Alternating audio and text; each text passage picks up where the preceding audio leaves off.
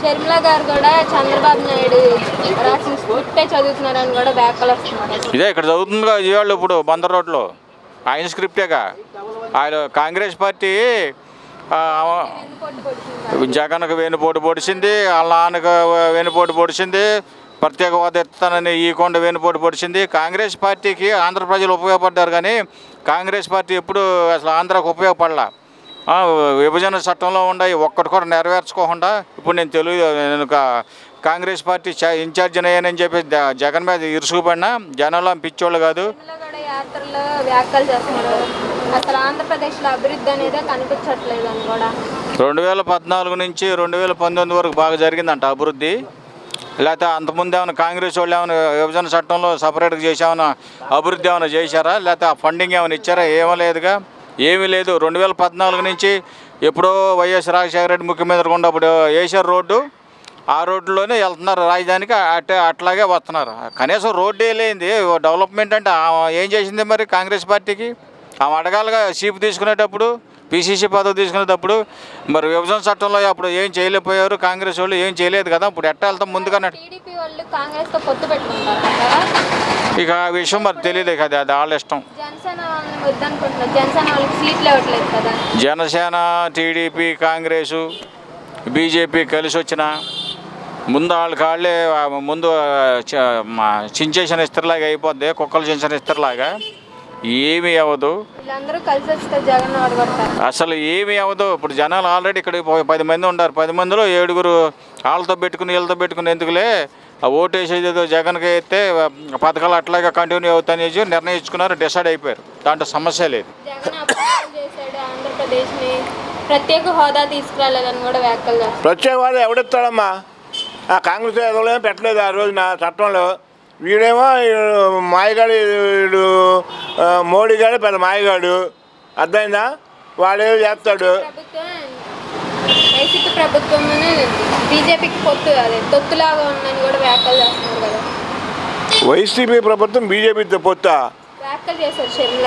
ఎవరమ్మా వ్యాఖ్యలు? ఈ షర్మిల గురించి మాట్లాడుతుంటే, షర్మిలలో అక్కడ తన్ని చదివేస్తే అక్కడ తెలంగాణలో గొడవ పెట్టి అక్కడ కార్యకర్తలంతా నాయకులంతా అబాసు పాలు అయిపోయి ఆ ఏపూరు సోమన్నని పాపం ఫస్ట్ నుంచి ఆయన ఫస్ట్ టికెట్ అనౌన్స్ చేసింది షర్మిల. ఏమైపోయింది మనం ఎందుకు పోటీ చేయలా? ఇలాంటి వాళ్ళ నాయకులని మాటలు కూడా వింటే ఎలాగమ్మా? వీళ్ళందరూ కూడా అమ్మా అవకాశవాదులు. రాజకీయం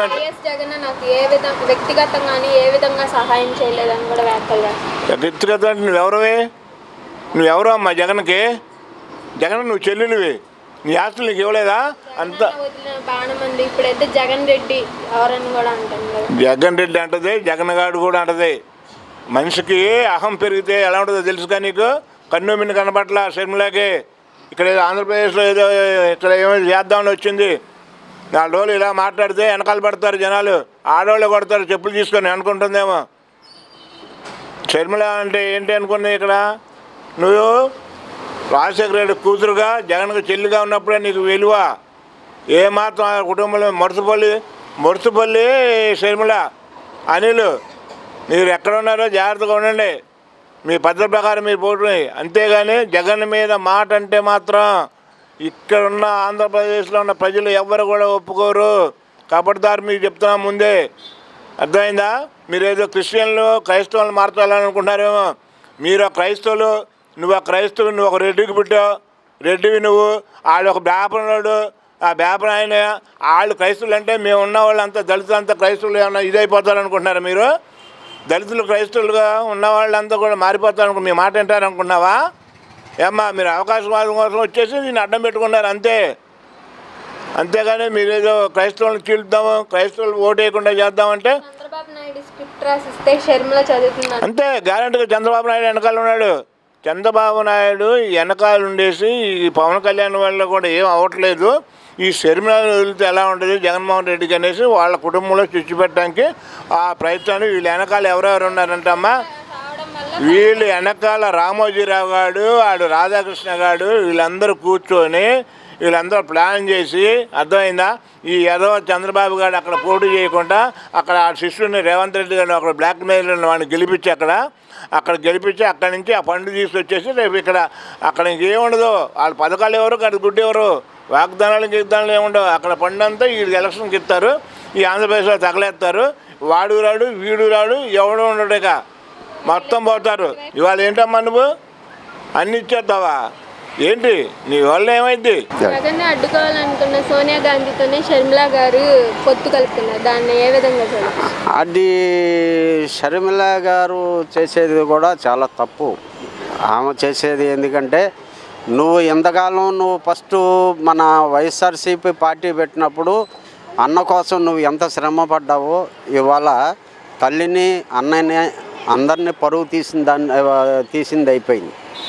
అది ఎందుకు ఏ లబ్ధి పొందుదామని నువ్వు ఒక వైఎస్ఆర్ షర్మిల అటు వెళ్ళాల్సి వచ్చింది. చంద్రబాబు ఈ స్టిప్ అంతా నడచడం మూలనే ఇట్లాగ ఇదైంది అంతే. షర్మిల చంద్రబాబు స్క్రిప్ట్ రాస్తేనే చదువుతుంది అంతే, నిజమే మాట. ఎందుకు సార్ అలా? ఎందుకంటే మరి ఆమె వాళ్ళ వల్ల ఏం లాభమో మరి తెలియదు.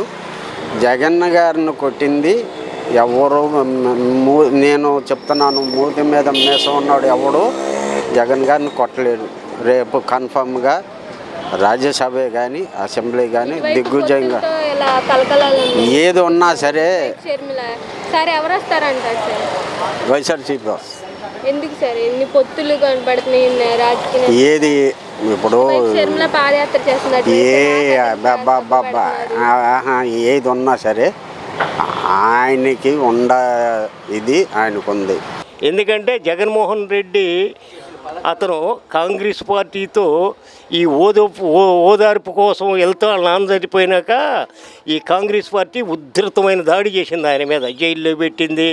ఆయన దీక్షతో మనోనిబ్బరంతో పార్టీని పెట్టి అది నడిపించుకుంటూ ఫుల్ మెజారిటీతో గెలిచాడు. ప్రజాస్వామ్య పద్ధతిగానే నడుచుకుంటూ వస్తున్నాడు. ప్రజాస్వామ్య పద్ధతులు నడుచుకుంటూ వస్తూ పూలేను అయితే అంబేద్కరు రాజ్యాంగంలో ఏ అయితే పొందుపరిచారో ఆ పొందుపరిచిన వాటి గురించి మెయిన్ ఇంపార్టెంట్. ఆ అంబేద్కర్ రాజ్యాంగంలో జరుగుతున్నట్టు ప్రజలకి ఎంతవరకు తిండి గుడ్డ ఇల్లు పోతే ఆర్థిక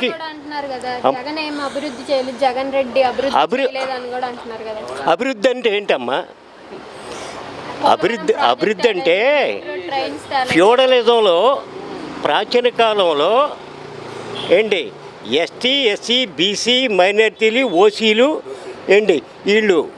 వీళ్ళు చదువుకోవటానికి ఇల్లేదని చెప్పేసి చాతుర్వర్ణ వ్యవస్థ, అంటే చాతుర్వం అంటే బ్రాహ్మ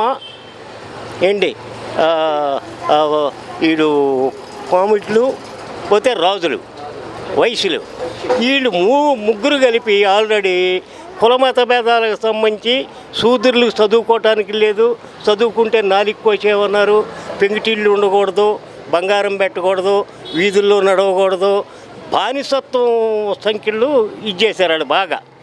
ఆ చదువు లేకపోవటం మూలనే ప్రజలకి ప్రతి ఒక్కదానికి ఏదైనా చెప్పని ముందు అక్షరాజ్ఞానం మెయిన్ అమ్మా ఇంపార్టెంట్. దేశంలో పేదరికం ఉధృతంగా ఉంది. ఒకవేళ తిండి తెప్పలు లేకుండా, మురిక్కాలు సైడ్ కాలాలు కూడా లేకుండా, దొడ్లు కూడా లేకుండా బతికే పల్లెటూర్లు ఉన్నాయి. షర్మిల చంద్రబాబు నాయుడు రాసిన స్క్రిప్టే చదువుతుందని కూడా అంటున్నారు. ఆయన చెప్పినా చెప్పపోయినా ఆయన చెప్పిన వాటికి సంబంధించే చెబుతుంది. అవి మనకు తెలియదు, చిన్న క్యారెక్టర్. మనం జనసేన వదిలేసి మళ్ళీ షర్మిలను కలుపుతారు. జనసేనను వదిలిపెట్టి షర్మిలతో కలుపుతారంటారా టీడీపీ వాళ్ళు పొత్తు? అది చెప్పలేము. ఎందుకంటే ఈ రోజున ప్రజాస్వామ్యంలో ఏం జరుగుతుందంటే ఈ ఎన్నికల్లో ఎవడైతే గెలుస్తున్నాడో గెలిచిన వాడు పిల్లల తర్వాత తరతరాలు సంపాదించుకుంటున్నారు. సంపాదించుకునేది కాకుండా కుటుంబ పాలన చేస్తున్నారు. కుటుంబ పాలన చేస్తూ మళ్ళీ సీట్లు ఇవ్వకపోతే ఈ పార్టీలోంచి ఆ పార్టీలో ఈ పార్టీ జంప్ అవుతున్నారు. ఇంకొకటి, జగన్మోహన్ రెడ్డి షర్మిల విషయంలో సొంత చెల్లెలైనా కానీ పాదయాత్ర చేసేటప్పుడు ఉధృతంగా పోరాడింది, ఫైట్ చేసింది. మాకు ఇట్లా ద్రోహం జరిగిందని నిజమే. అది అయినప్పుడు అక్కడ పోరాటం చేసిన దానికి జగన్మోహన్ రెడ్డి ప్రముఖులు, వైఎస్ఆర్లో ప్రముఖులు వీళ్ళంతా కుటుంబ పాలన సీట్ ఇచ్చి, ఎంపీ సీటో ఏదో ఇచ్చి లేకపోతే రాజ్యసభకు పంపించారనుకో, పంపిస్తే ఇదే పొలిటికల్ పార్టీలు ఏమంటే కుటుంబ పాలన అని లేపనేసేవాళ్ళు, అల్లరి చేసేవాళ్ళు.